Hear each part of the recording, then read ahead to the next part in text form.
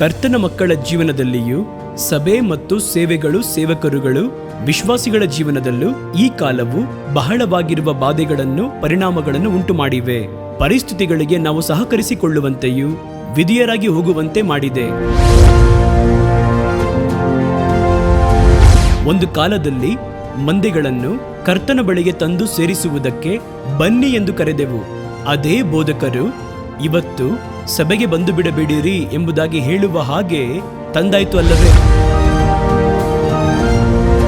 ಹಾಗಾದರೆ ಈ ಕಾಲದಲ್ಲಿಯೇ ಪರಿಸ್ಥಿತಿಗಳಿಗೂ ಕಾಲಗಳಿಗೂ ಸಹಕರಿಸಿಕೊಂಡು ಹೋಗುವ ಹಾಗೆ ನಮ್ಮ ಸಭೆಗಳು, ದೇವರ ಮಕ್ಕಳು, ವಿಶ್ವಾಸಿಗಳು, ಸೇವಕರು ಹೋದರೆ ಇನ್ನು ಮುಂದೆ ಬರುವ ಕಾಲದಲ್ಲಿ ನೀವು ಕರ್ತನಿಗಾಗಿ ಎಂದು ಯಾವ ರೀತಿ ಎದುರಿಸಿ ಸೇವೆ ಮಾಡುವಿರಿ?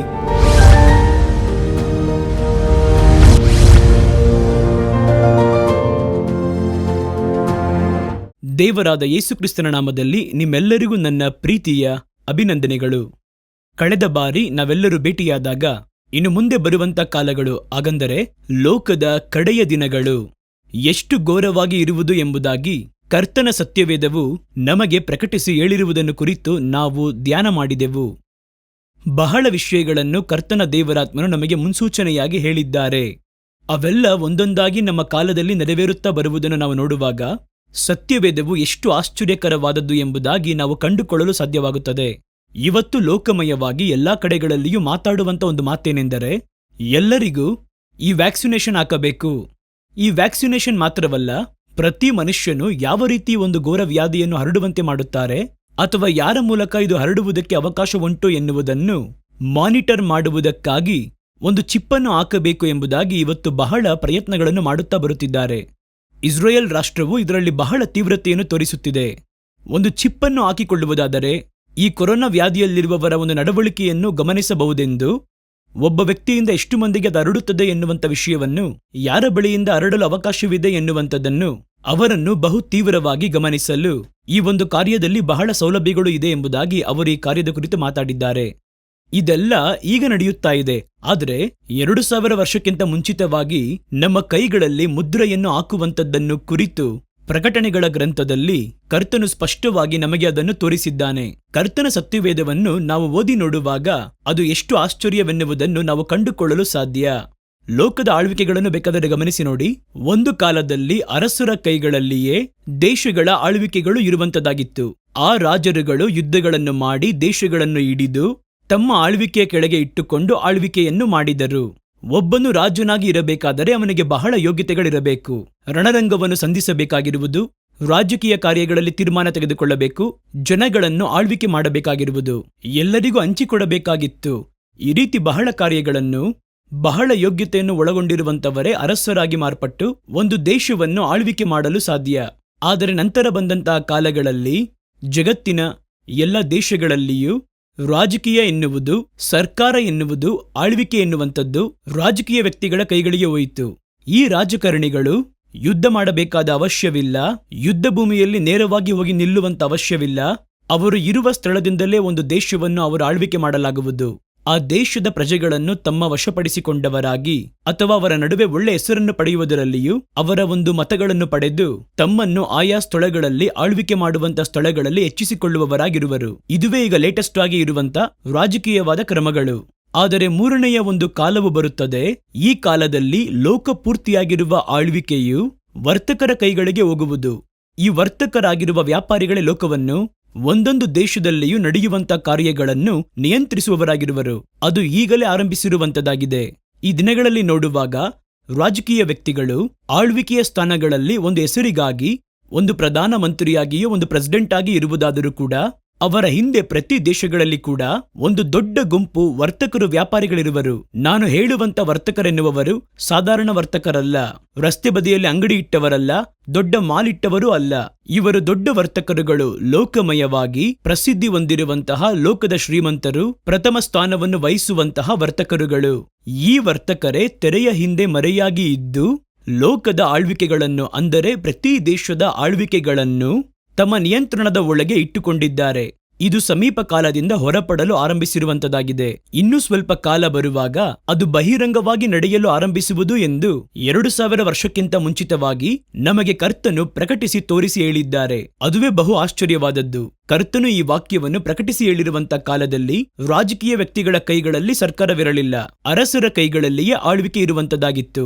ಆದರೆ ಅದನ್ನು ದಾಟಿ ಇನ್ನೊಂದು ಕಾಲದಲ್ಲಿ ವರ್ತಕರು, ದೊಡ್ಡ ಘನವಂತರು, ಯಜಮಾನರ ಕೈಗಳಲ್ಲಿ ಈ ಲೋಕದ ಆಳ್ವಿಕೆಗಳು ಹೋಗುವುದು. ಅವರೇ ಆಯಾ ದೇಶಗಳ ಭವಿಷ್ಯವನ್ನು, ಆಳ್ವಿಕೆಗಳನ್ನು, ಕಾನೂನುಗಳನ್ನು ತೀರ್ಮಾನಿಸುವರು ಎನ್ನುವುದನ್ನು ಅವರು ಬಹಿರಂಗವಾಗಿ ಬರೆದಿಟ್ಟಿದ್ದಾರೆ. ಆದ್ದರಿಂದಲೇ ಆ ಸತ್ಯವೇದವನ್ನು ನಾವು ಓದಿ ನೋಡುವಾಗ ಅದು ನಮಗೆ ಬಹು ಆಶ್ಚರ್ಯವನ್ನು ಕೊಡುತ್ತದೆ. ನಾವು ಕಳೆದ ಬಾರಿ ಭೇಟಿಯಾದಾಗ ಇನ್ನು ಮುಂದೆ ಬರುವ ಕಾಲವೆಂದರೆ ಕಡೆಯ ಕಾಲವನ್ನು ಹೇಳುತ್ತಿದ್ದೇನೆ. ಇನ್ನು ಮುಂದೆ ಬರುವ ಕಡೆಯ ಕಾಲ ಎಷ್ಟು ಭಯಂಕರವಾಗಿ ಇರುವುದು ಎನ್ನುವುದನ್ನು ಕರ್ತನ ಸತ್ಯವೇದದ ಬೆಳಕಿನ ಮೂಲಕವಾಗಿ ನಾವು ಆಳವಾಗಿ ಧ್ಯಾನ ಮಾಡಿ ನೋಡಿದೆವು. ಇವತ್ತು ನಾವು ನೋಡುವುದು ಏನೆಂದರೆ, ಈ ದಿನಗಳು ಇನ್ನು ಮುಂದೆ ಬರುವಂತಹ ಕಡೆಯ ಕಾಲಕ್ಕೆ ಮುನ್ಸೂಚನೆಯಾಗಿ ಕರ್ತನು ನಮಗೆ ಕೊಟ್ಟಿರುವಂತಹ ಕಾಲವೇ ಈ ಒಂದು ಉಪದ್ರವದ ದಿನಗಳು. ಈ ದಿನಗಳನ್ನು ನೋಡುತ್ತೇವೆ. ಬಹಳ ದೊಡ್ಡ ಘೋರವ್ಯಾಧಿ 2019ನೇ ವರ್ಷದಲ್ಲಿ ಅದು ಕಂಡುಹಿಡಿಯಲ್ಪಟ್ಟು ಚೈನಾ ದೇಶದಲ್ಲಿ ಚಿಕ್ಕ ವುಹಾನ್ ಎನ್ನುವಂತಹ ನಗರದಲ್ಲಿ ಇದು ಹೊರಟು ಇಂದು ಲೋಕಮಯವಾಗಿ ದೊಡ್ಡ ಅಂಜುವಿಕೆಯನ್ನು ಉಂಟು ಮಾಡಿದೆ. ಇದು ಇವತ್ತು ಮುಗಿಯುವುದು, ನಾಳೆ ಮುಗಿಯುವುದು ಎಂದು ನೋಡುವುದಾದರೆ ಇದು ಅಲೆಯಾಗಿ ಒಂದರ ನಂತರ ಒಂದು ಬಹು ತೀವ್ರತೆಯನ್ನು ತೋರಿಸುತ್ತಾ ಬರುತ್ತಿದೆ. ಇಂಥ ಒಂದು ಕಾಲದ ಪರಿಸ್ಥಿತಿಯಲ್ಲಿ ನಮ್ಮ ಜೀವನ ಕ್ರಮಗಳು ಮಾರ್ಪಟ್ಟಿವೆ. ಈ ದಿನಗಳು, ಕರ್ತನು ಅನುಮತಿಸಿರುವಂತಹ ಈ ದಿನಗಳು ಹೆಚ್ಚು ಕಡಿಮೆ ನಮಗೆ 2 ವರ್ಷವನ್ನು ಅದು ದಾಟುವಂತದಾಗಿದೆ. ಈ ದಿನಗಳು ಇನ್ನು ಮುಂದೆ ಬರಲಿರುವಂತಹ ಒಂದು ಕಡೆಯ ಕಾಲಕ್ಕೆ ಮುನ್ಸೂಚನೆಯಾಗಿ ಇರುವಂತದಾಗಿದೆ. ಇದನ್ನು ಇಟ್ಟುಕೊಂಡು ಇದರ ಮೂಲಕ ನಾವು ನೋಡುವುದಾದರೆ ಇನ್ನು ಮುಂದೆ ಬರುವಂತಹ ಕಾಲ ಹೇಗಿರುವುದು ಎನ್ನುವುದನ್ನು ಸ್ವಲ್ಪ ನಾವು ಗ್ರಹಿಸುವುದಕ್ಕೆ ಕಾಲಾವಕಾಶವಿರುವುದು.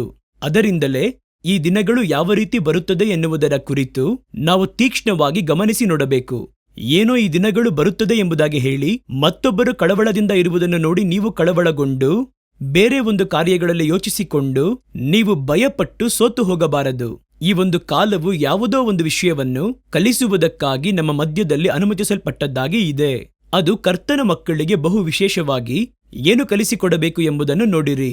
ನಾನು ಈ ಒಂದು ದಿನಗಳ ಕುರಿತು ಸ್ವಲ್ಪ ಪರಿಶೋಧಿಸಿ ನೋಡುವಾಗ ಇನ್ನು ಮುಂದೆ ಬರುವ ಕಾಲಗಳಿಗೆ, ಇನ್ನು ಮುಂದೆ ಬರುವಂತಹ ಕಡೆಯ ದಿನಗಳು ಯಾವ ರೀತಿ ಇರುವುದು ಎನ್ನುವುದನ್ನು ನೆರಳಾಟವಾಗಿ ಸ್ವಲ್ಪವಾಗಿ ನಮಗೆ ಪ್ರಕಟಿಸಿ ತೋರಿಸುತ್ತದೆ ಈ ಒಂದು ದಿನಗಳು. ಒಬ್ಬ ಮನುಷ್ಯನು ನಾವು ಎಷ್ಟೇ ಪ್ರಸಂಗ ಮಾಡುವಾಗಲೂ, ಒಬ್ಬ ಪ್ರಸಂಗಿಯವರು ಎಷ್ಟೇ ಪುಸ್ತಕಗಳನ್ನು ಬರೆದರೂ ಅನುಭವ ಕಲಿಸುವಂತಹ ಪಾಠದ ಹಾಗೆ ಬೇರೆ ಯಾರು ನಮಗೆ ಪಾಠವನ್ನು ಕಲಿಸಲಾಗದು. ಅದನ್ನು ಅನುಭವಪೂರ್ವಕವಾಗಿ ಅನುಭವಿಸಿ ನೋಡುವಾಗ ಇನ್ನೂ ಒಂದು ಕಾರ್ಯವನ್ನು ನಾವು ಮಾತಾಡಿದರೂ ಬರೆದರೂ ಕೂಡ ಇದು ಇದೇ ರೀತಿಯೇ ಬರುತ್ತದೆ ಇರುವುದು ಎನ್ನುವುದನ್ನು ನಿಮ್ಮಿಂದ ಚೆನ್ನಾಗಿ ಗ್ರಹಿಸಲು ಸಾಧ್ಯವಾಗುವುದು. ಆದ್ದರಿಂದಲೇ ಕರ್ತನು ಈ ಪ್ರತ್ಯೇಕ ಕೆಲವು ಕಾಲಗಳನ್ನು ಒಂದು ಉಪದ್ರವದ ಕಾಲದ ಹಾಗೆ, ಇನ್ನು ಮುಂದೆ ಬರುವಂತಹ ಭವಿಷ್ಯದಲ್ಲಿ ಬರುವಂತಹ ಕಡೆಯ ಕಾಲದ ಸ್ಯಾಂಪಲ್ ರೀತಿಯಲ್ಲಿ ಮುನ್ಸೂಚನೆಯಾಗಿ ಈ ಒಂದು ದಿನಗಳನ್ನು ಅನುಮತಿಸಿದ್ದಾರೆ. ಹಾಗಾದರೆ ಈ ದಿನಗಳಲ್ಲಿ ಏನೆಲ್ಲ ಕಾರ್ಯಗಳನ್ನು ಮಾಡುತ್ತಿದ್ದಾರೆ, ಯಾವ ಪರಿಣಾಮಗಳು ಬರುತ್ತದೆ ಎಂಬುದಾಗಿ ನೋಡಿ ಇನ್ನು ಮುಂದೆ ಬರುವ ಕಡೆಯ ಕಾಲದಲ್ಲಿ ಈ ವಿಧವಾಗಿ ಹಲವು ಹಂತ ಕಾರ್ಯಗಳು ಇರುವುದು ಎಂದು ನಾವು ಚೆನ್ನಾಗಿ ಗ್ರಹಿಸಲಾಗುವುದು. ಆದ್ದರಿಂದಲೇ ಈ ದಿನಗಳನ್ನು ಗಮನಿಸಿ ನೋಡಬೇಕು. ಈ ದಿನಗಳಲ್ಲಿ ಏನೆಲ್ಲ ಮಾಡಲ್ಪಡುತ್ತಿದೆ ಎಂದು ಚೆನ್ನಾಗಿ ತೀಕ್ಷ್ಣವಾಗಿ ಗಮನಿಸಿ ನೋಡಬೇಕು. ರಾಜಕೀಯದಲ್ಲಿ ಏನ್ ಮಾಡ್ತಾರೆ, ವ್ಯಾಪಾರಿಗಳು ಏನ್ ಮಾಡ್ತಾರೆ, ವೈದ್ಯರು ಏನು ಮಾಡುತ್ತಾರೆ, ಸೇವಕರು ಏನು ಮಾಡುತ್ತಾರೆ, ಸಾಧಾರಣ ಜನಗಳು ಏನು ಮಾಡುತ್ತಾರೆ, ಯಾವ ವಿಧವಾಗಿರುವ ನೇಮ ನಿಯಮಗಳು ಜಾರಿಗೆ ತರುವವರಾಗಿದ್ದಾರೆ, ಜನಗಳನ್ನು ಯಾವ ರೀತಿ ನಡೆಸುತ್ತಾರೆ ಎನ್ನುವುದೆಲ್ಲ ನೀವು ತೀಕ್ಷ್ಣವಾಗಿ ಗಮನಿಸಬೇಕು. ಏಕೆಂದರೆ ಇನ್ನು ಮುಂದೆ ಬರುವ ಕಡೆಯ ಕಾಲದಲ್ಲಿ ಈ ವಿಧವಾಗಿರುವ ಬಹಳ ಘಟನೆಗಳು, ಸಂಭವಗಳು ನಡೆಯಲು ಸಿದ್ಧವಾಗಿದೆ. ಈ ವಿಧವಾದ ಸಂಭವಗಳು ನಡೆಯುವಾಗ ಅದನ್ನು ಇಟ್ಟು ಜನಗಳನ್ನು ಹೇಗೆಲ್ಲ ತಮಗೆ ಗುಲಾಮರಾಗಿಸುತ್ತಾರೆನ್ನುವುದನ್ನು, ತಾವು ಮಾಡಲು ಮುಂದಾಗಿರುವ ಕಾರ್ಯವನ್ನು ಮಾಡಿಸುವುದಕ್ಕಾಗಿ ಯಾವ ರೀತಿ ಬಾಗಿಲುಗಳನ್ನು ತೆರೆಯುತ್ತಾರೆ ಎನ್ನುವುದನ್ನು ನಾವು ಗ್ರಹಿಸಿಕೊಳ್ಳುವುದಕ್ಕೆ ಈ ಕಾಲವು. ಮತ್ತೊಬ್ಬರು ಕಳವಳಗೊಳ್ಳುವ ರೀತಿಯಲ್ಲಿ ನಿಮಗೆ ಕಳವಳ ಬೇಡ. ಮತ್ತೊಬ್ಬರು ಸೋತು ಹೋಗುವ ರೀತಿಯಲ್ಲಿ ನೀವು ಸೋತು ಹೋಗಬಾರದು. ನೀವು ಕರ್ತನಿಂದ ಕರೆಯಲ್ಪಟ್ಟವರು. ಅಂದು ಕರ್ತನಿಂದ ಕರೆಯಲ್ಪಟ್ಟವರಾಗಿದ್ದವರಿಗೆ ಎಲ್ಲವೂ ಒಳಿತಿಗಾಗಿಯೇ ನಡೆಯುತ್ತದೆ ಎನ್ನುವಂಥದ್ದು ರೋಮಾಪುರದವರಿಗೆ 8ನೇ ಅಧ್ಯಾಯ ನಮಗೆ ಸ್ಪಷ್ಟವಾಗಿ ತೋರಿಸಿಕೊಡುತ್ತದೆ. ನಾವು ಕರ್ತನಿಂದ ಕರೆಯಲ್ಪಟ್ಟ ದೇವರ ಮಕ್ಕಳು ಪ್ರತಿ ಕಾರ್ಯವನ್ನು ತೀಕ್ಷ್ಣವಾಗಿ ಗಮನಿಸಬೇಕು. ಒಬ್ಬ ಸೇವಕನು, ಒಬ್ಬ ವಿಶ್ವಾಸಿ ತನ್ನ ಸುತ್ತಲೂ ನಡೆಯುವಂತಹ ಕಾರ್ಯಗಳನ್ನು ತೀಕ್ಷ್ಣವಾಗಿ ಗಮನಿಸಬೇಕು. ಸಾಧ್ಯವಾದಷ್ಟು ತೀಕ್ಷ್ಣವಾಗಿ ನೋಡಿ ಆ ಕಾರ್ಯಗಳನ್ನು ಗ್ರಹಿಸಲು ಸಾಧ್ಯವಾಗುವುದೋ ಅದರಲ್ಲೆಲ್ಲ ದೇವರ ಒಂದು ಎಚ್ಚರಿಕೆ, ದೇವರ ಒಂದು ಆಲೋಚನೆ, ದೇವರ ಒಂದು ಸಂದೇಶ, ದೇವರು ನಮಗೆ ಹೇಳಲು ಬಯಸುವಂತ ಒಂದು ಕಾರ್ಯ, ಅದರ ಮೂಲಕ ಪ್ರಕಟಿಸುವುದನ್ನು ಕಣ್ತುಂಬಾ ನಾವು ಅದನ್ನು ಕಂಡುಕೊಳ್ಳಬಹುದು. ಆದ್ದರಿಂದಲೇ ಆ ದಿನಗಳನ್ನು ನೀವು ಚೆನ್ನಾಗಿ ತೀಕ್ಷ್ಣವಾಗಿ ಗಮನಿಸಬೇಕು. ಏನೆಲ್ಲವನ್ನು ಮಾಡ್ತಾರೆ, ಹಂತಂತವಾಗಿ ಏನೆಲ್ಲ ಮಾಡುತ್ತಾ ಬರುತ್ತಿದ್ದಾರೆ, ಸಮಾಜದಲ್ಲಿ ಏನೆಲ್ಲ ಬದಲಾವಣೆಗಳು ಬರುತ್ತಿವೆ, ಜನಗಳ ಮನಸ್ಥಿತಿಯಲ್ಲಿ ಏನೆಲ್ಲ ಬದಲಾವಣೆಗಳು ಬರುತ್ತಿವೆ, ನೇಮ ನಿಯಮಗಳಲ್ಲಿ ಏನೆಲ್ಲ ಬದಲಾವಣೆಗಳು ಬರುತ್ತಿವೆ, ದಿನನಿತ್ಯ ಜೀವನದ ಕ್ರಮಗಳಲ್ಲಿ ಎಂಥ ಬದಲಾವಣೆಗಳು ಬರುವುದು ಎನ್ನುವುದೆಲ್ಲ ನೀವು ತೀಕ್ಷ್ಣವಾಗಿ ಸಂಶೋಧಿಸಬೇಕು. ಸರಿ, ನಾವು ಕಳೆದ ಬಾರಿ ಭೇಟಿಯಾದಾಗ ಇನ್ನು ಮುಂದೆ ಬರುವಂತ ಕಡೆಯ ಕಾಲದ ಒಂದು ಮುನ್ಸೂಚನೆಯಾಗಿ ನಾವು ಈಗ ಹಾದು ಹೋಗುವಂತಹ ಈ ಒಂದು ಸಂಕಟದ ದಿನಗಳು, ದುಷ್ಟ ದಿನಗಳು ಇಡಲ್ಪಟ್ಟಿವೆ ಎಂಬುದಾಗಿ ನಾವು ಅವುಗಳನ್ನು ನೋಡಿದ್ದೇವೆ. ಈಗ ನಡೆಯುತ್ತಿರುವಂತಹ ಇದು ಪ್ರಪಂಚವನ್ನೇ ವ್ಯಾಪಿಸಿರುವಂತಹ ದುಷ್ಟ ಕಾಲವೆನ್ನುವುದು ಇನ್ನು ಮುಂದೆ ಬರಲಿರುವ ದುಷ್ಟ ದಿನಗಳಿಗೆ ಮುನ್ಸೂಚನೆಯಾಗಿ ಇಡಲ್ಪಟ್ಟಿದೆ ಎನ್ನುವುದರಲ್ಲಿ ನಮ್ಮಲ್ಲಿ ಯಾರಿಗೂ ಯಾವ ಸಂದೇಹವೂ ಇಲ್ಲ. ಇನ್ನು ಮುಂದೆ ಬರುವ ಕಡೆಯ ಕಾಲವಾದದ್ದು ಇದೇ ರೀತಿ ಇನ್ನು ಹಲವು ಪಟ್ಟು. ಈಗ ನೀವು ನೋಡುತ್ತಿರುವುದು ಸ್ವಲ್ಪ. ನೋಡ್ರಿ, ಸತ್ಯವೇದದಿ ಎಷ್ಟೊಂದು ಕಡೆಯ ಕಾಲದ ಸಂಭವಗಳ ಕುರಿತು ಹೇಳಿದರು. ಘೋರವ್ಯಾಧಿ ಎನ್ನುವುದು ಹೋಗುವಂತ ದಾರಿಯಲ್ಲಿ ಸುಮ್ಮನೆ ಹೇಳುವಂತ ಒಂದು ಪದವಾಗಿದೆ ಅಷ್ಟೇ. ಆ ಒಂದೇ ಒಂದು ಘಟನೆಯೇ ನಮಗೆ ಇಷ್ಟೊಂದು ದೊಡ್ಡ ಸವಾಲನ್ನು, ಇಷ್ಟೊಂದು ಬಾಧೆಗಳನ್ನು ಏರ್ಪಡಿಸುವುದೆಂದರೆ ಇನ್ನು ಮುಂದೆ ಹೇಳಲ್ಪಟ್ಟಿರುವ ದೊಡ್ಡ ದೊಡ್ಡ ಸಂಭವಗಳು, ದೊಡ್ಡ ದೊಡ್ಡ ಗುರುತುಗಳು ಇವೆಲ್ಲವೂ ಬರುವಾಗ ನಮ್ಮ ಜೀವನ ಹೇಗೆ ಮಾರ್ಪಟ್ಟು ಹೋಗುವುದು, ನಮ್ಮ ಭಯವು ಎಷ್ಟರ ಮಟ್ಟಿಗೆ ಅಧಿಕರಿಸುವುದು, ಲೋಕ ಯಾವ ಸ್ಥಿತಿಯಲ್ಲಿ ಹೋಗುವುದು ಎನ್ನುವುದನ್ನು ನಾವು ಸ್ಪಷ್ಟವಾಗಿ ಗ್ರಹಿಸಲು ಆಗುತ್ತದೆ. ಇನ್ನು ಮುಂದೆ ಬರುವಂತ ಕಾಲಗಳು ಈಗ ನೀವು ನೋಡಿರುವಂತ ದುಷ್ಟ ದಿನಗಳಿಗಿಂತಲೂ ಹಲವು ಪಟ್ಟು ಭಯಂಕರತೆಗಳು ತುಂಬಿರುವಂತದಾಗಿ ಇರುವುದು. ಈಗ ನಾವು ಹಾದು ಹೋದಂತ ದುಷ್ಟ ದಿನಗಳು ಇನ್ನು ಮುಂದೆ ಬರಲಿರುವ ಕಡೆಯ ಕಾಲವನ್ನು ತಿಳಿದುಕೊಳ್ಳುವುದಕ್ಕೆ ನಮಗೆ ಸಹಾಯ ಮಾಡುತ್ತದೆ ಎಂಬುದಾಗಿಯೇ ನಾವು ಅರ್ಥೈಸಿಕೊಳ್ಳಬೇಕು. ಹಾಗಾದರೆ ಈಗ ನಡೆಯುತ್ತಿರುವ ಈ ಒಂದು ಕಾಲವು, ಈ ದಿನಗಳು, ನಾವು ಹಾದು ಹೋಗುತ್ತಿರುವಂತ ಈ ದುಷ್ಟ ದಿನಗಳು ನಮಗೆ ಹಲವು ಪರಿಣಾಮಗಳನ್ನು ಉಂಟು ಮಾಡಿವೆ. ಸಹಜವಾಗಿ ಲೋಕದಲ್ಲಿರುವಂತ ಎಲ್ಲ ಮನುಷ್ಯರ ಜೀವನದಲ್ಲೂ ಹಲವು ಪರಿಣಾಮಗಳು. ಕೆಲವರು ಹೇಳ್ತಾರೆ, ಇದರಲ್ಲಿ ಕೆಲವು ಒಳ್ಳೆಯ ವಿಷಯಗಳು ಕೂಡ ನಡೆದಿವೆ ಕಣ್ರಿ ಎಂಬುದಾಗಿ ಹೇಳುವರು. ಇದು ಎಲ್ಲಾ ತರದ ಮನುಷ್ಯರ ಜೀವನದಲ್ಲೂ ಹಲವು ಪರಿಣಾಮಗಳನ್ನು ನೀವು ಬಯಸಿದರೂ ಬಯಸದೆ ಹೋದರೂ, ನೀವು ಎಷ್ಟೇ ಸಂರಕ್ಷಣೆಯಲ್ಲಿ ಇರುವವರಾಗಿ ಇರುವುದಾದರೂ, ಬಡವನಾಗಿ ಇದ್ದರೂ ಶ್ರೀಮಂತನಾಗಿ ಇದ್ದರೂ ಎಲ್ಲರ ಜೀವನದಲ್ಲಿಯೂ ಒಂದು ಬಾಧೆಯನ್ನು ಉಂಟು ಮಾಡಿಬಿಟ್ಟಿದೆ. ಕೆಲವು ಪರಿಣಾಮಗಳನ್ನು ಉಂಟು ಮಾಡಿಬಿಟ್ಟಿವೆ ಎನ್ನುವುದೇ ನಿದರ್ಶನವಾದ ಸತ್ಯ. ಇದರಲ್ಲಿ ಕೆಲವು ಒಳಿತುಗಳು ಇದೆ ಎಂಬುದಾಗಿ ಕೆಲವರು ಹೇಳುತ್ತಿದ್ದಾರೆ. ಕೆಲವರು ಹೇಳ್ತಾರೆ, ನಾವು ಕುಟುಂಬದೊಂದಿಗೆ ಬಹಳ ಸಮಯವನ್ನು ಕಳೆದಿವೆ ಎಂಬುದಾಗಿ. ಕುಟುಂಬದ ಪರಿಸ್ಥಿತಿಗಳನ್ನು ನಮ್ಮಿಂದ ಗ್ರಹಿಸಲು ಆಗುತ್ತದೆ. ನಾವು ಈಗಲೇ ಬಹಳ ಫ್ರೀಯಾಗಿ ಕುಳಿತು ಬೈಬಲನ್ನು ಓದಲು ಆಗುತ್ತದೆ. ನಾವು ಕುಳಿತು ಈಗಲೇ ಹಲವು ವಿಚಾರಗಳನ್ನು, ನಮಗೆ ಗೊತ್ತಿಲ್ಲದಿರುವ ವಿಚಾರವನ್ನು ಕಲಿಯಲು ಆಗುತ್ತದೆ. ಈ ಲಾಕ್ಡೌನ್ ಕಾಲದಲ್ಲಿಯೇ ನೋಡಿ, ನಾನು ಒಂದು ಲ್ಯಾಂಗ್ವೇಜ್ ಅನ್ನು ಕಲಿತುಕೊಂಡೆ, ನಾನು ಅಥವಾ ಬೇರೆ ವಿಧವಾಗಿರುವಂತ ವಿದ್ಯೆಯನ್ನು ಕಲಿತುಕೊಂಡೆ. ಈ ರೀತಿ ಮಾತಾಡಿ ಹಲವು ಒಳಿತುಗಳು ಎಂದು ಹಲವರು ಚಿಕ್ಕ ಚಿಕ್ಕ ಕಾರ್ಯವನ್ನು ಈ ರೀತಿ ತೋರಿಸಿ ಹೇಳಿದರು. ಇದು ಬಹುತೇಕವಾಗಿ ದುಷ್ಟತ್ವದ ಪರಿಣಾಮಗಳನ್ನೇ ಉಂಟು ಮಾಡಿರುವಂತದ್ದಾಗಿದೆ. ದೊಡ್ಡ ದುಷ್ಟ ಪರಿಣಾಮಗಳನ್ನು ಉಂಟು ಮಾಡಿಬಿಟ್ಟಿವೆ. ಇಲ್ಲೊಂದು ಅಲ್ಲೊಂದು ಎಂಬುದಾಗಿ ಕೆಲವು ಒಳಿತುಗಳು ಕಾಣಬಹುದಷ್ಟೇ. ಕಳೆದ ಅಲೆಯು ಬಂದಾಗ ಏನು ಮಾಡಿದರು? ಈ ಕುಡಿಯುವಂತಹ ಮದ್ಯಪಾನದ ಅಂಗಡಿಗಳನ್ನು ಮುಚ್ಚಿಬಿಟ್ಟರು. ಅದು ಹಲವು ದಿನಗಳು ಮುಂದುವರೆದರಿಂದ ಹಲವು ಕುಡಿಕರು ಕುಡಿಯುವಂಥದ್ದನ್ನು ಮರೆಯುವುದಕ್ಕೆ ಕೂಡ ಇದು ಬಹಳ ಸಹಾಯವಾಗಿತ್ತೆ ಎಂದು ಕೂಡ ಮಾತಾಡಿದ್ದಾರೆ, ಹೇಳಿದ್ದಾರೆ. ನಾವು ಒಂದು ಕಾಲದಲ್ಲಿ ಕುಡಿಯುತ್ತಿದ್ದೆವು. ಮುಂಜಾನೆ ಆದ ಕೂಡಲೇ ಆ ಬಾಟಲಿಗಳನ್ನು ನೋಡಿಯೇ ನಾವು ಕಣ್ಗಳನ್ನು ಬಿಡುವೆವು. ಅದರ ನಂತರ ನಾವು ಕುಡಿಯುತ್ತಲೇ ಇರುವೆವು. ಆದರೆ 15 ದಿನಗಳು, 20 ದಿನಗಳು, ಈ ಒಂದು 100 ದಿನಗಳು ಈ ಅಂಗಡಿಗಳು ಮುಚ್ಚಲ್ಪಟ್ಟಾಗ ಆ ಕುಡಿಯಲೇಬೇಕು ಎನ್ನುವಂತ ಚಟ ನಮ್ಮನ್ನು ಬಿಟ್ಟು ಹೋಗಿದೆ ಎಂಬುದಾಗಿ ಹೇಳುವರು. ಇನ್ನು ಕೆಲವರು ಕುಟುಂಬದ ಜೊತೆಗೆ ಬಹಳ ಸಮಯವನ್ನು ಕಳೆದೆವೆಂದು ಹೇಳುವರು. ಇವೆಲ್ಲವನ್ನು ದಾಟಿ ನೀವು ನೋಡುವುದಾದರೆ ಬಹಳ ಬಾಧೆಗಳನ್ನೇ ಇವು ಸಮುದಾಯದಲ್ಲಿ ಲೋಕಮಯವಾಗಿ ಉದ್ಭವವಾಗಿದೆ ಎನ್ನುವಂಥದ್ದೇ ನಿದರ್ಶನವಾಗಿರುವ ಸತ್ಯ.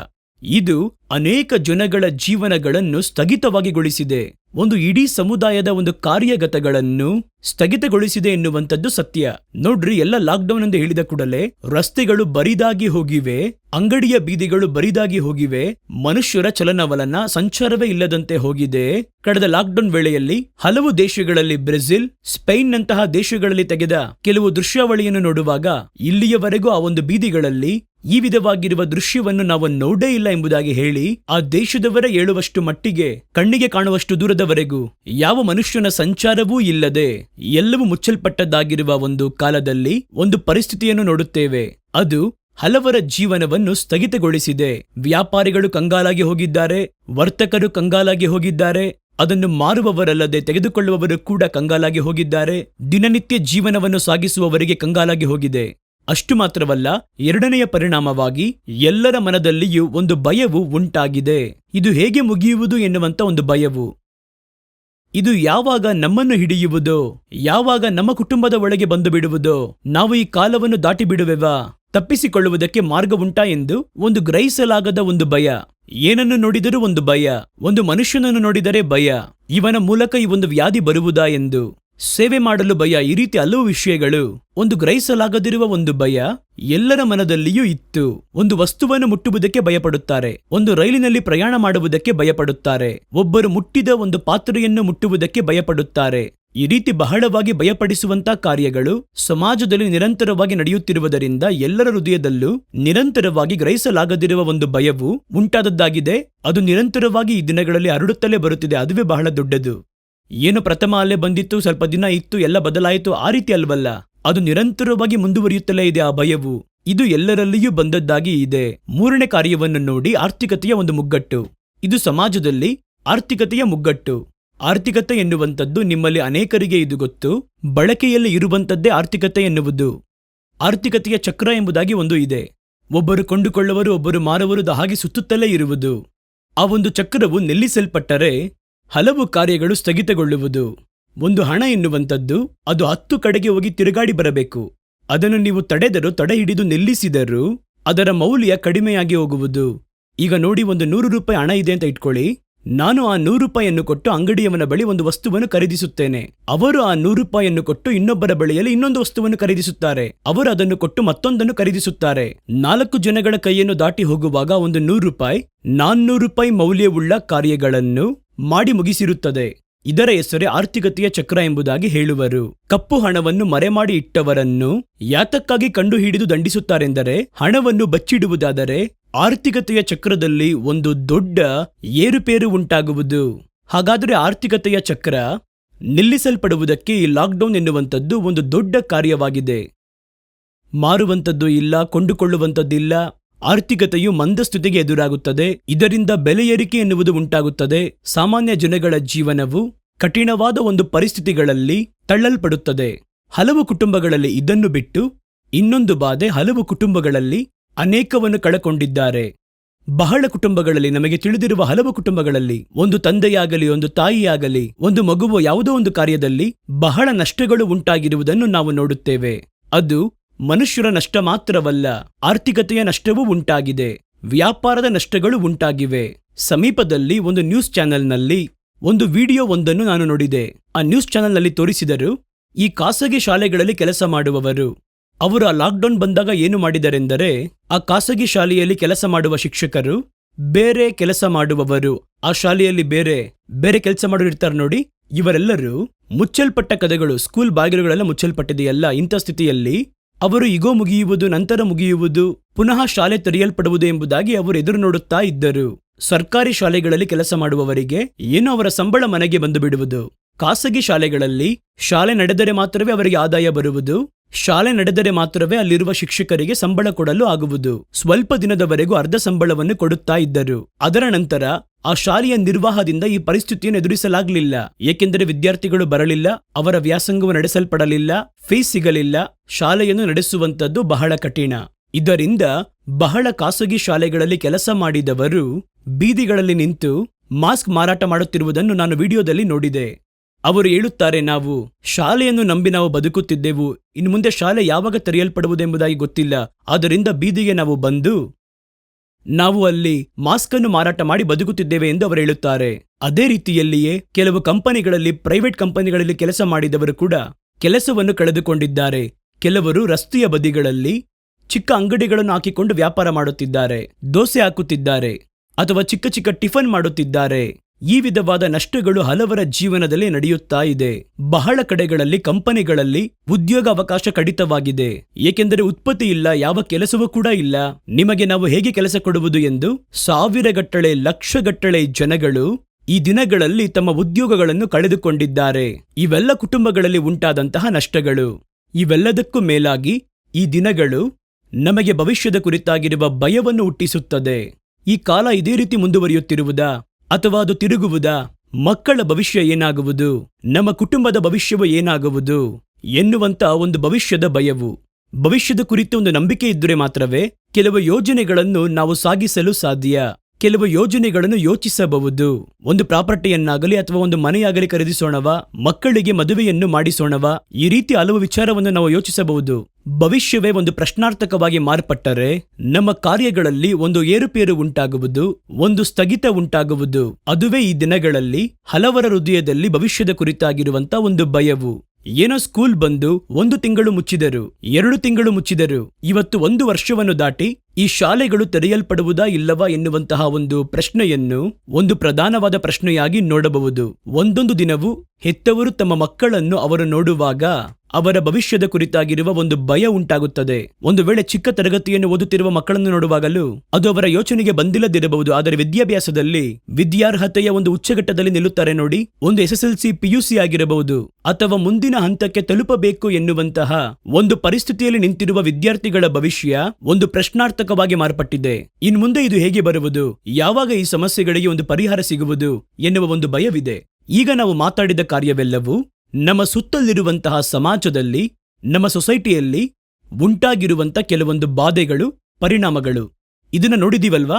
ಈಗ ನಾವು ನೋಡುವಂಥದ್ದು ವಿಶೇಷವಾಗಿ ಕರ್ತನ ಮಕ್ಕಳ ಜೀವನದಲ್ಲಿ ಈ ಒಂದು ಕಾಲವು ಎಂಥ ಒಂದು ಬಾಧೆಯನ್ನು ಉಂಟು ಮಾಡಿದೆ ಎನ್ನುವಂಥದ್ದನ್ನು ಸ್ವಲ್ಪ ನೋಡಲಿದ್ದೇವೆ. ಏಕೆಂದರೆ ಈ ಕಾಲವೆನ್ನುವಂಥದ್ದು ಇನ್ನು ಮುಂದೆ ಬರಲಿರುವ ದೊಡ್ಡ ರಾತ್ರಿಯ ಕಾಲಕ್ಕೂ ದೊಡ್ಡದಾದ ಕಡೆಯ ಕಾಲಕ್ಕೂ ಮುಂಗುರುತಾಗಿರುವಂಥದ್ದಾಗಿದೆ, ಒಂದು ಸ್ಯಾಂಪಲ್. ಇದನ್ನು ಅರ್ಥ ಮಾಡಿಕೊಂಡರೆ ಇನ್ನು ಮುಂದೆ ಬರುವ ಕಾಲ ಹೇಗಿರುವುದು ಎನ್ನುವುದನ್ನು ನಾವು ಸ್ಪಷ್ಟವಾಗಿ ತಿಳುಕೊಳ್ಳಬಹುದು. ಇದು ಸಭೆಗಳ ಮಧ್ಯದಲ್ಲಿ, ಸೇವಕರ ಮಧ್ಯದಲ್ಲಿ, ಸೇವೆಗಳ ಮಧ್ಯದಲ್ಲಿ, ವಿಶ್ವಾಸಿಗಳ ಮಧ್ಯದಲ್ಲಿ, ಕರ್ತನ ಮಕ್ಕಳ ಮಧ್ಯದಲ್ಲಿ ಏನೆಲ್ಲ ಬಾಧೆಗಳು ಉಂಟಾಗಿದೆ ಎನ್ನುವುದನ್ನು ಕೆಲವು ಕಾರ್ಯಗಳನ್ನು ಮಾತ್ರ ನಾನು ನೋಟ್ ಮಾಡಿಟ್ಟಿದ್ದೇನೆ. ನೀವು ನೇರವಾಗಿ ನೋಡಿರುವುದಾದರೆ ನಿಮಗೆ ಇನ್ನೂ ಬಹಳ ವಿಷಯಗಳು ಗೊತ್ತಿರುವುದು. ಒಂದು ಸಂಚಿಕೆಯಲ್ಲಿ ನನ್ನಿಂದ ಪೂರ್ಣವಾಗಿ ಹೇಳಲಾಗದು. ಅಷ್ಟು ಮಾತ್ರವಲ್ಲ, ನನ್ನಿಂದ ಎಲ್ಲವನ್ನೂ ಗ್ರಹಿಸಿಕೊಳ್ಳಲು ಆಗುವುದಿಲ್ಲ. ನೀವಿರುವ ಸ್ಥಳಗಳಲ್ಲಿಯೇ ನಿಮ್ಮ ದೃಷ್ಟಿಯನ್ನು ಈ ಕಡೆ ತಿರುಗಿಸಿ ನೋಡಿದರೆ ನಿಮಗೆ ಅಲ್ಲಿ ಹಲವು ವಿಚಾರಗಳು ಗೋಚರವಾಗುವುದು. ಎಲ್ಲವನ್ನೂ ನಾನೇ ಹೇಳುವ ಬದಲು ನಿಮ್ಮ ದೃಷ್ಟಿಯನ್ನು ಯಾವುದರ ಮೇಲೆ ನೀವು ತಿರುಗಿಸಬೇಕು, ನೀವು ಏನನ್ನು ಕುರಿತು ಮಾತ್ರ ಯೋಚಿಸಬೇಕು ಎನ್ನುವುದನ್ನು ನಾನು ನಿಮಗೆ ಹೇಳಿಕೊಡುವುದಾದರೆ ನೀವು ಅದನ್ನು ಇಟ್ಟು ಇನ್ನೂ ಅನೇಕ ಕಾರ್ಯಗಳನ್ನು ಕಲಿತುಕೊಳ್ಳಲು, ಗ್ರಹಿಸಿಕೊಳ್ಳಲು, ತಿಳಿದುಕೊಳ್ಳುವುದಕ್ಕೂ ನಿಮ್ಮಿಂದ ಆಗುವುದು ಎನ್ನುವುದನ್ನು ನೀವು ಅರ್ಥೈಸಬೇಕು. ಇನ್ನು ಮುಂದೆ ಬರುವ ಕಾಲ ಹೇಗೆ ಇರುವುದು ಎನ್ನುವುದಕ್ಕಾಗಿ ಒಂದು ಮುಂಗುರುತಾಗಿ ಈಗ ನಡೆಯುತ್ತಿರುವಂತಹ ಈ ದುಷ್ಟ ದಿನಗಳು ಇರುವಂತವುಗಳಾಗಿವೆ. ಇದು ಸಮುದಾಯದ ಜೀವನದಲ್ಲಿ ಹಲವು ಬಾಧೆಗಳನ್ನು ಉಂಟು ಮಾಡಿದಾಗಲೂ, ಪ್ರತ್ಯೇಕವಾಗಿ ಕರ್ತನ ಮಕ್ಕಳು, ಕರ್ತನ ಸೇವೆಗಳು, ಸೇವಕರ ನಡುವೆಯಲ್ಲಿ ಏನೆಲ್ಲ ಬಾಧೆಗಳನ್ನು ಉಂಟು ಮಾಡಿದೆ ಎಂಬುದಾಗಿ ನಾವು ನೋಡಲಿದ್ದೇವೆ. ಈ ಕಾರ್ಯಕ್ರಮದಲ್ಲಿ ನಾವು ಬಹಳ ವಿಚಾರಗಳನ್ನು ಹೇಳುವ ಮುನ್ನ ನಾನು ನಿಮಗೆ ಒಂದು ಕಾರ್ಯವನ್ನು ವಿವರವಾಗಿ ಹೇಳಲು ಬಯಸುವವನಾಗಿದ್ದೇನೆ. ನಾನು ಇವೆಲ್ಲವನ್ನು ದಾಟಿದ್ದೇನೆ, ಎಲ್ಲವನ್ನು ಸರಿಯಾಗಿ ಮಾಡಿದ್ದೇನೆ, ಆದ್ದರಿಂದ ನಿಮಗೆ ಬುದ್ಧಿಯನ್ನು ಹೇಳುತ್ತೇನೆ ಎಂಬುದಾಗಿ ನಾನು ನಿಮ್ಮ ಬಳಿ ಹೇಳಲು ಬಂದಿಲ್ಲ. ನನ್ನ ಬಳಿಯೂ ಅನೇಕ ಕೊರತೆಗಳು ಉಂಟು. ಈ ದಿನಗಳಲ್ಲಿ ನಾನು ನನ್ನನ್ನು ಇಟ್ಟುಕೊಂಡು ನಡೆಯುತ್ತಿರುವ ಕಾರ್ಯವನ್ನಿಟ್ಟು ಏನನ್ನು ಧ್ಯಾನಿಸಿ ಯಾವುದೆಲ್ಲ ಕೊರತೆ ಎಂಬುದಾಗಿ ನಾನು ಗ್ರಹಿಸಿಕೊಂಡೆನೋ ಅದನ್ನೇ ನಿಮ್ಮ ಬಳಿಯಲ್ಲಿ ಹಂಚಿಕೊಳ್ಳುತ್ತಿದ್ದೇನೆ ವಿನಃ ನಾನು ಈ ಕಾರ್ಯಗಳನ್ನು ಹೇಳುವುದರಿಂದ ನಾನು ಇವೆಲ್ಲವನ್ನು ದಾಟಿದ್ದೇನೆ, ಎಲ್ಲವನ್ನು ಜಯಿಸಿ ಮಾಡಿ ಮುಗಿಸಿದ್ದೇನೆ, ನಾನು ಇವೆಲ್ಲವನ್ನು ದಾಟಿದವನು, ಅದರಿಂದ ನಿಮಗೆ ಬುದ್ಧಿ ಹೇಳುತ್ತಿದ್ದೇನೆ ಎಂದು ನಾನು ನಿಮ್ಮ ಬಳಿಯಲ್ಲಿ ಹೇಳಲು ಬರಲಿಲ್ಲ. ಆ ಧೈರ್ಯವು ನನ್ನಲ್ಲಿ ಇಲ್ಲ. ನನ್ನೊಳಗೂ ಇದೇ ವಿಧವಾಗಿರುವ ಬಾಧೆಗಳು ಉಂಟು, ಇದೇ ವಿಧವಾಗಿರುವ ಸಮಸ್ಯೆಗಳು ಉಂಟು, ಹೋರಾಟಗಳು ಉಂಟು. ಆದರೆ ಆ ಸಮಯದಲ್ಲಿ ನಾನು ಕುಳಿತುಕೊಂಡು ಸತ್ಯವೇದ ವಾಕ್ಯದ ಅಡಿಯಲ್ಲಿ ಏನೆಲ್ಲ ಕೊರತೆಗಳು ಉಂಟು ಎಂಬುದಾಗಿ ನಾನು ಕಂಡು ಹಿಡಿದೆನೋ, ನಾನು ನೋಡಿದೆನೋ ಅದನ್ನು ನಿಮ್ಮೊಂದಿಗೆ ಶೇರ್ ಮಾಡುತ್ತಿದ್ದೇನೆ ಅಷ್ಟೇ. ನಿಮ್ಮಲ್ಲಿ ಯಾರಿಗೂ ಬುದ್ಧಿ ಹೇಳುತ್ತಿದ್ದೇನೆ ಎಂಬುದಾಗಿ ನೀವು ಅಂದುಕೊಳ್ಳಬಾರದು. ಬುದ್ಧಿ ಹೇಳುವಷ್ಟು ನನಗೆ ಜ್ಞಾನವೂ ಇಲ್ಲ, ಧೈರ್ಯವೂ ಇಲ್ಲ. ಸರಿ, ಈಗ ನಾವು ನೋಡಲಿದ್ದೇವೆ ಮೊದಲ ಕಾರ್ಯ. ಸಾಮಾನ್ಯ ಜನಗಳ ಜೀವನದಲ್ಲಿ ಮಾತ್ರವಲ್ಲ, ಕರ್ತನ ಮಕ್ಕಳ ಜೀವನದಲ್ಲಿಯೂ, ಸಭೆ ಮತ್ತು ಸೇವಕರು, ಸೇವೆಗಳು ಹಾಗೂ ವಿಶ್ವಾಸಿಗಳ ಜೀವನದಲ್ಲೂ ಈ ಕಾಲವು ಬಹಳ ಬಾಧೆಗಳನ್ನು, ಪರಿಣಾಮಗಳನ್ನು ಉಂಟು ಮಾಡಿರುವಂತದ್ದಾಗಿದೆ. ಅದರಲ್ಲಿ ಒಂದೆರಡು ಮಾತ್ರ ನಾನು ನಿಮಗೆ ಹೇಳುತ್ತೇನೆ, ಗಮನಿಸಿರಿ. ನಾನು ಹೇಳಿದ ಹಾಗೆ ನೀವೇ ಕಾರ್ಯವನ್ನು ಗಮನಿಸುವಾಗ ಇನ್ನೂ ಕಾರ್ಯಗಳು ಗೊತ್ತಾಗುವುದು. ಓಕೆನಾ? ಸರಿ. ಮೊದಲ ಕಾರ್ಯ, ಪರಿಸ್ಥಿತಿಗಳಿಗೆ ನಾವು ಸಹಕರಿಸುವಂತೆ, ವಿಧೇಯರಾಗುವಂತೆಯೂ ಮಾಡಿದೆ. ಈ ಕಾಲವನ್ನು ನೀವು ಗಮನಿಸಿರಿ. ಈ ಕಾಲದಲ್ಲಿ ನಡೆಯುವಂತ ಕಾರ್ಯಗಳ ಪರಿಸ್ಥಿತಿಗಳು ಆ ಪರಿಸ್ಥಿತಿಗಳಿಗೆ ಕರ್ತನ ಮಕ್ಕಳನ್ನು ವಿಧೇಯರಾಗುವಂತೆ ಮಾಡಿದೆ. ಎಲ್ಲರಿಗೂ ಹಾಕುವ ಕಾನೂನು, ಎಲ್ಲರಿಗೂ ಹೇಳುವ ಕಾರ್ಯ, ಅದರಲ್ಲಿ ದೇವರ ಕಾರ್ಯದಲ್ಲಿ ಕೂಡ ನಾವು ಈ ಕಾರ್ಯದ ಆಧಾರದಲ್ಲಿ ಪರಿಸ್ಥಿತಿಗಳಿಗೆ ನಾವು ಸಹಕರಿಸುವಂತೆ ಯಾವುದೋ ಒಂದು ವಿಧದಲ್ಲಿ ನಮ್ಮನ್ನು ಭಯಪಡಿಸಿಯಾದರೂ ಒಂದು ನಿಯಮವನ್ನು ತಂದು ಯಾವುದೋ ಒಂದು ಕಾರ್ಯದಲ್ಲಿ ನೀವು ಕರ್ತನ ಕಾರ್ಯಗಳನ್ನು ಮಾಡಲಾಗದಂತೆ ತಡೆಯನ್ನು ಮಾಡಿ ನಿಮ್ಮನ್ನು ಅದು ವಿಧೇಯರಾಗಿಸಿದೆ. ಪರಿಸ್ಥಿತಿಗಳಿಗೆ ನೀವು ವಿಧೇಯರಾಗುವಂತೆ ಮಾಡಿದೆ. ಈ ಪರಿಸ್ಥಿತಿಗಳಿಗೆ ನಾವು ವಿಧೇಯರಾಗುವಂತೆ ಅವು ನಮ್ಮನ್ನು ಬಲವಂತ ಮಾಡುತ್ತಾ ಬರುತ್ತಿವೆ. ಇವತ್ತು ಲಾಕ್ಡೌನ್ ಅಂತ ಹೇಳಿ ಭಾನುವಾರಗಳಲ್ಲಿ ಪರಿಪೂರ್ಣ ಲಾಕ್ಡೌನ್, ಅವತ್ತು ಸಭೆ ಕೂಡಬಾರದು, ಚರ್ಚನ್ನು ನಡೆಸಬಾರದು, ಈ ರೀತಿ ಹೇಳುವಾಗ ನಾವು ಅದಕ್ಕೆ ವಿಧೇಯರಾಗಬೇಕಾಗುತ್ತದೆ. ಸಭೆ ಪೂರ್ತಿಯಾಗಿ ಬರುವಂತ ಎಲ್ಲಾ ಜನಗಳನ್ನು ಸ್ವೀಕರಿಸಬಾರದು. ಒಂದು ದೊಡ್ಡ ಸಭೆಯಲ್ಲಿ ಆ ಸಭೆಯ ಒಂದು ವಿಸ್ತಾರದಲ್ಲಿ 4ರಲ್ಲಿ 1 ಭಾಗದವರು ಮಾತ್ರ ಬರಬೇಕು. ಅದರಲ್ಲೂ ಮುಂದೆ 3.5 ಅಡಿ ಹಿಂದೆ 3.5 ಅಡಿ ಸ್ಥಳವನ್ನು ಬಿಟ್ಟು ಜನಗಳು ಕೂರಬೇಕು. ಒಳಗೆ ಬರುವಾಗಲೇ ಅವರ ಒಂದು ದೇಹದ ತಾಪಮಾನ ಆರೋಗ್ಯವಾಗಿದ್ದಾರಾ ಎಂಬುದಾಗಿ ನೋಡಬೇಕು. ಅವರ ಕೈಗಳನ್ನು ತೊಳೆದುಕೊಳ್ಳುವುದಕ್ಕೆ ಸ್ಯಾನಿಟೈಸರ್ಸ್ಗಳನ್ನು ಕೊಡಬೇಕು. ಅವರು ಒಬ್ಬೊಬ್ಬರು ದೂರದಲ್ಲಿ ಕುಳಿತು ಅನಂತರವೇ ಕೂಟವನ್ನು ನಡೆಸಬೇಕು. ಕೆಳಗೆ ಇಳಿದು ಯಾರಿಗೂ ಪ್ರತ್ಯೇಕವಾಗಿ ಪ್ರಾರ್ಥನೆಯೆಲ್ಲ ಮಾಡಲಾಗದು. ಸೋಷಿಯಲ್ ಡಿಸ್ಟೆನ್ಸ್ ಎನ್ನುವಂಥದ್ದನ್ನು ಕಠಿಣವಾಗಿ ಕೈಗೊಳ್ಳಬೇಕು. ಪ್ರತ್ಯೇಕವಾದ ಸಮಯದಲ್ಲಿ ಆರಾಧನೆಯನ್ನು ಮುಗಿಸಿ ಹೊರಟು ಹೋಗಬೇಕು. ಈ ರೀತಿ ಹಲವು ನಿಯಮಗಳು ನಮಗೆ ಈಗಲೂ ಮಾಡಲ್ಪಡುತ್ತಾ ಇದೆ. ಇದರ ಹಿಂದಿನ ಅಲೆ ಬಂದಾಗಲೂ ಇವೆಲ್ಲವನ್ನು ಅವರು ಜಾರಿಗೆ ತಂದಾಗ ನಾವು ಪರಿಸ್ಥಿತಿಗಳಿಗೆ ಸಹಕರಿಸಿ ಹೋಗುವಂತ ಒಂದು ಕಡ್ಡಾಯಕ್ಕೆ ಬಂದೆವು. ಸಭೆಯ ಆರಾಧನೆಗಳು ನಿಲ್ಲಿಸಲ್ಪಟ್ಟವು. ಹಲವು ತಿಂಗಳುಗಳು, ಹಲವು ಸಮಯಗಳಲ್ಲಿ ಸಭೆಯ ಆರಾಧನೆಗಳು ನಿಲ್ಲಿಸಲ್ಪಟ್ಟವು. ಬೋಧಕರುಗಳೇ ತಮ್ಮ ಬಾಯನ್ನು ತೆರೆದು ಚರ್ಚಿಗೆ ಬಂದು ಬಿಡಬೇಡಿರಿ ಎಂದು ಹೇಳುವಂತಹ ಒಂದು ನಿರ್ಬಂಧವಾಗಿರುವ ಪರಿಸ್ಥಿತಿ ಎದುರಾಯಿತು. ನಾನು ತಪ್ಪು ಅಂತ ಹೇಳ್ತಿಲ್ಲ. ಒಂದು ದೇಶದಲ್ಲಿ ಒಂದು ತೀವ್ರತೆ ಬರುವಾಗ ನಾವು ಹಾಗೆಯೇ ನಡೆಯಬೇಕಾಗಿ ಬರುವುದು. ಆದರೆ ನೀವು ಯೋಚನೆ ಮಾಡಿ ನೋಡಿ, ಒಂದು ಕಾಲದಲ್ಲಿ ಮಂದೆಗಳನ್ನು ಕರ್ತನ ಬಳಿಗೆ ತಂದು ಸೇರಿಸುವುದರಲ್ಲಿ ಬಾ ಎಂದು ಕರೆದೆವು. ಕೆಲವು ಚರ್ಚ್ ಬಾಗಿಲುಗಳನ್ನು ನೀವು ನೋಡುವಾಗ ತಂದೆಯಿಂದ ಆಶೀರ್ವದಿಸಲ್ಪಟ್ಟವರೇ ಒಳಗೆ ಬನ್ನಿರಿ ಎಂಬುದಾಗಿ ಬರೆದು ಹಾಕಿರುವರು. ಇದು ಎಲ್ಲರಿಗೂ ದೇವರ ಮನೆ, ಇದು ಎಲ್ಲರಿಗೂ ಪ್ರಾರ್ಥನೆ ಮನೆ, ಬನ್ನಿ ಒಳಗೆ. ದುಃಖಿಸಿ ಭಾರವನ್ನು ಹೊರುವವರೇ, ನೀವೆಲ್ಲರೂ ನನ್ನ ಬಳಿ ಬಂದಿರಿ ಎಂಬುದಾಗಿ ಮೇಲೆ ಸಭೆಯಲ್ಲಿ ಬರೆದು ಹಾಕಿರುವರು. ಅದೇ ಬೋಧಕರುಗಳು ಇವತ್ತು ಸಭೆಗೆ ಬಂದು ಬಿಡಬೇಡಿರಿ ಎಂಬುದಾಗಿ ಹೇಳುವ ಹಾಗೆ ತಂದಾಯ್ತಲ್ವಾ?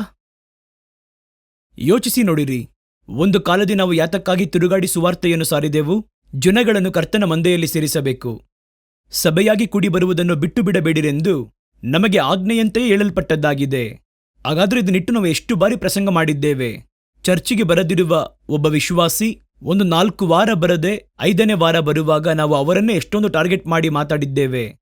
ಒಂದು ಕುಟುಂಬ ಸಭೆಗೆ ಬರುವುದನ್ನು ನಿಲ್ಲಿಸುವುದಾದರೆ ತಕ್ಷಣ ಆ ಕುಟುಂಬವನ್ನು ಸಂಧಿಸಿ ಬನ್ನಿರಿ ಎಂಬುದಾಗಿ ಹೋಗಿ ಕರೆದಿದ್ದೇವೆ. ಕೆಲವು ಸಮಯದಲ್ಲಿ ಸಭೆಯು ಕೂಡಿ ಬರುವುದನ್ನು ಬಿಟ್ಟು ಬಿಡುವಂಥದ್ದು ಶಾಪ ಎಂಬುದಾಗಿ ಕೂಡ ಭಯಪಡಿಸಿದ್ದೇವೆ. ಆದರೆ ಇವಾಗ ನೋಡಿ, ಸಭೆ ಕೂಡಿ ಬರುವುದನ್ನು ಬಿಟ್ಟು ಬಿಡಿರಿ ಎಂಬುದಾಗಿ ನಾವೇ ಹೇಳುವಂತ ಒಂದು ನಿರ್ಬಂಧ. ಇದು ಎಂತಹ ಕಾಲದ ಕಾಠಿಣ್ಯ ಎಂಬುದಾಗಿ ನೋಡಿರಿ. ಈ ದಿನಗಳು ಎಷ್ಟು ಕಠಿಣವಾದವುಗಳು ಎಂದು ನೋಡಿರಿ. ಒಬ್ಬ ಬೋಧಕನು ಬಾಯಿ ತೆರೆದು, ಒಬ್ಬ ಸೇವಕನು ಬಾಯಿ ತೆರೆದು ಬರಬೇಡಿರಿ, ಸಭೆಗೆ ಬರಬೇಡಿರಿ ಎನ್ನುವಷ್ಟು ಮಟ್ಟಿಗೆ ನಮ್ಮ ಸಭೆಯ ಒಂದು ನೆಲೆಗಳು ಅದು ಮಾರ್ಪಡಿಸಲ್ಪಟ್ಟಿರುವಂಥದ್ದು. ಅದಕ್ಕೆ ಕಾರಣ ರೀಸನಬಲ್ ಆಗಿರ್ಬೋದು, ಹೊರಗೆ ಹೇಳಲ್ಪಡುವಂತಹ ಕಾರಣಗಳು ರೀಸನಬಲ್ ಆಗಿರ್ಬೋದು. ನಾನು ಹೇಳುವಂಥದ್ದು ಈ ಒಂದು ಬದಲಾವಣೆ ಎಷ್ಟು ಘೋರವಾಗಿದೆ ಎಂಬುದನ್ನು ನೋಡಿರಿ. ನಾವು ಹೋಗಿ ಪ್ರತಿ ರಸ್ತೆಯಲ್ಲೂ ಬೀದಿ ಬೀದಿಯಾಗಿ ಹಳ್ಳಿ ಹಳ್ಳಿಯಲ್ಲಿ ಜನಗಳನ್ನು ಕರೆದು ಎಲ್ಲಾ ಜನಗಳನ್ನು ಕರ್ತನ ಬಳಿ ಬನ್ನಿ ಎನ್ನುವುದಕ್ಕಾಗಿ ಇಷ್ಟೊಂದು ಪಾಡುಪಟ್ಟೆವು. ಹಲವು ಕಡೆಗಳಲ್ಲಿ ಅಟ್ಟಲ್ಪಟ್ಟೆವು, ಒಡೆಯಲ್ಪಟ್ಟೆವು, ಓಡಿಸಲ್ಪಟ್ಟು ಅವಮಾನವನ್ನು ಪಟ್ಟೆವು. ಅದರ ಮಧ್ಯದಲ್ಲಿಯೂ ಕರ್ತನ ಮಕ್ಕಳನ್ನು ಅವರ ಮಂದೆಗೆ ಸೇರಿಸುತ್ತಾ ಇದ್ದೆವು. ಸೇರಿಸಲ್ಪಟ್ಟವರನ್ನು ಕರ್ತನಲ್ಲಿ ಯೋಗ್ಯರಾಗಿ ಪೂರ್ಣ ಪುರುಷರಾಗುವುದಕ್ಕೂ ಅವರನ್ನು ಆತ್ಮಿಕವಾಗಿ ಬೆಳೆಸಬೇಕೆಂದು ವಾರ ಪೂರ್ತಿಯಾಗಿ ಸಭೆಗಳನ್ನು ನಾವು ನಡೆಸಿ ಅದರಲ್ಲಿ ಜನಗಳಿಗೆ ಕಲಿಸಿಕೊಟ್ಟು ದೇವರನ್ನು ಆರಾಧಿಸುವಂತೆ ಮಾಡಿ ಒಳ್ಳೆಯ ಆಲೋಚನೆಗಳನ್ನು ಕೊಟ್ಟು ಅವರನ್ನು ಸ್ಥಿರಪಡಿಸುತ್ತಲೇ ಬಂದೆವು.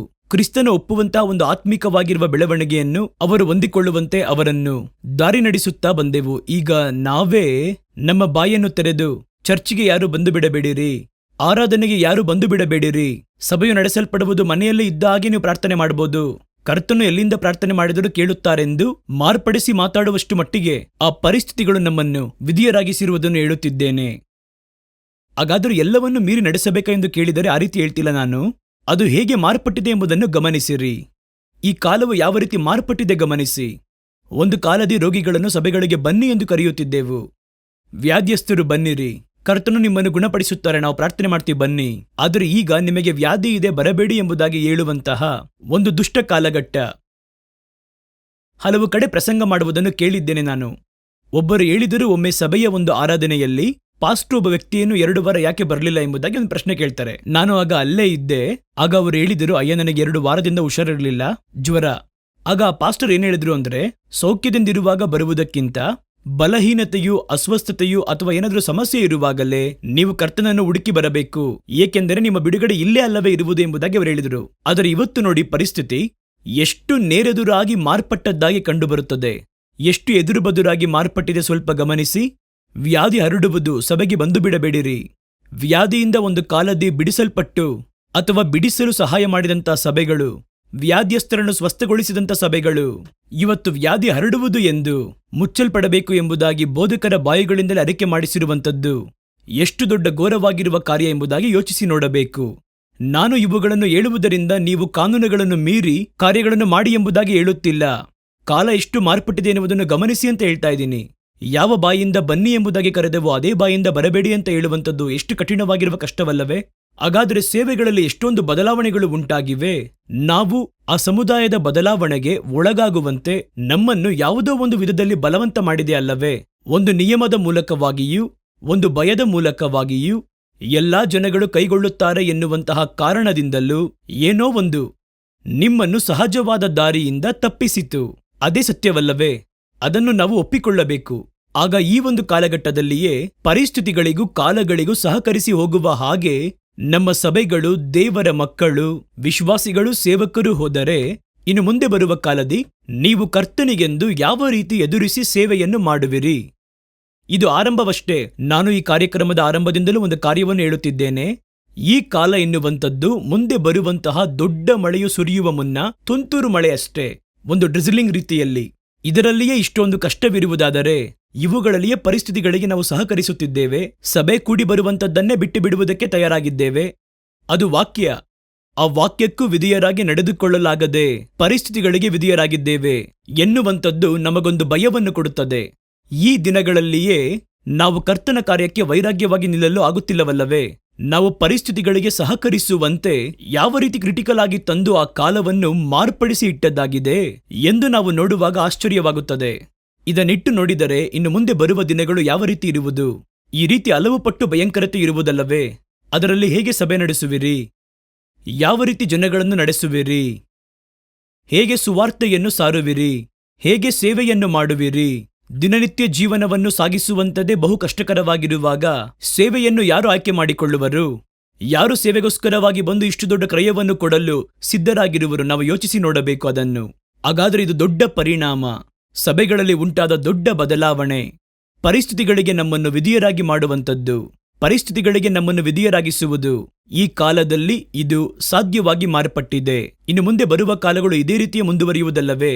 ಮುಂದುವರೆದು ನೇಮ ನಿಯಮಗಳನ್ನು ಹೇರುವರು, ಕಠಿಣವಾದ ಕಾನೂನುಗಳು ಬರುವುದು. ಆಗ ಇನ್ನು ಮುಂದೆ ಬರುವಂತ ಕಾಲದಲ್ಲಿ ಪರಿಸ್ಥಿತಿಗಳಿಗೆ ಸಹಕರಿಸಿಕೊಂಡು ಹೋಗುವ ಹಾಗೆ ಸಭೆಯ ಜನಗಳು, ಸೇವಕರು, ವಿಶ್ವಾಸಿಗಳೆಲ್ಲರೂ ಮಾರ್ಪಡಿಸಲ್ಪಡುವರು. ಅದು ಎಷ್ಟು ದೊಡ್ಡ ಪರಿಸ್ಥಿತಿಯನ್ನು ಉಂಟು ಮಾಡುವುದು ಗಮನಿಸಿರಿ. ನಾನು ಯಾತಕ್ಕಾಗಿ ಇದನ್ನು ಹೇಳುತ್ತೇನೆಂದರೆ, ಇನ್ನು ಮುಂದೆ ಬರುವಂತ ಕಾಲಗಳಿಗೆ ಇಂದಿನಿಂದಲೇ ನೀವು ನಿಮ್ಮನ್ನು ಯೋಗ್ಯರಾಗಿಸಿಕೊಳ್ಳುವುದಕ್ಕೆ ನೀವು ಸಿದ್ಧತೆ ಮಾಡಿಕೊಳ್ಳಬೇಕು. ಇದನ್ನು ನೋಡಿ ಸ್ವಲ್ಪ ದಿನ ಇರುತ್ತೆ, ಆಮೇಲೆ ಮುಗ್ದೋಗುತ್ತೆ ಅಂತ ಅನ್ಕೋಬಾರದು. ಇನ್ ಮುಂದೆ ಬರುವ ಕಾಲ ಹೀಗೆ ಇರುವುದಲ್ಲವೇ? ನಾವು ನೋಡಿದ್ವಿ ಅಲ್ವಾ? ಹಾಗಾಗಿ ಇದಕ್ಕೆ ಬದಲಾಗಿ ನಾವು ಏನ್ ಮಾಡಬೇಕು, ಮುಂದಿನ ಹಂತವಾಗಿ ನಾವು ಯಾವ ರೀತಿ ನಡೆದುಕೊಳ್ಳಬೇಕು, ಹೇಗೆ ನಮ್ಮನ್ನು ಸಿದ್ಧಪಡಿಸಿಕೊಳ್ಳಬೇಕು ಎನ್ನುವುದರಲ್ಲಿ ತೀವ್ರತೆ ತೋರಿಸಿ ಅದರ ಕುರಿತು ಯೋಚಿಸಬೇಕು. ಸುಮ್ಮನೆ ನಡೆದದ್ದನ್ನೇ ಗುಣಗುಟ್ಟುತ್ತಿರಬಾರದು. ನಡೆಯುವಂಥದ್ದೇನೆಂದು ನೋಡಬೇಕು, ಮುಂದೆ ಏನು ಆ ರೀತಿ ನೋಡಬೇಕು. ಅದಕ್ಕಾಗಿಯೇ ಈ ಒಂದು ಕಾರ್ಯಕ್ರಮ, ಅದಕ್ಕಾಗಿ ಒಂದು ತಿಳುವಳಿಕೆಯ ಸಂದೇಶಗಳು. ನಾವು ಪುನಃ ಮುಂದಿನ ಬಾರಿ ಭೇಟಿಯಾಗುವಾಗ ಇನ್ನು ಮೇಲಧಿಕವಾದ ಮಾಹಿತಿಗಳಿಂದ ನಿಮ್ಮನ್ನು ಭೇಟಿಯಾಗುತ್ತೇನೆ. ಅಲ್ಲಿಯವರೆಗೂ ಕರ್ತನು ನಿಮ್ಮನ್ನು ಆಶೀರ್ವದಿಸಲಿ. ಆಮೇನ್.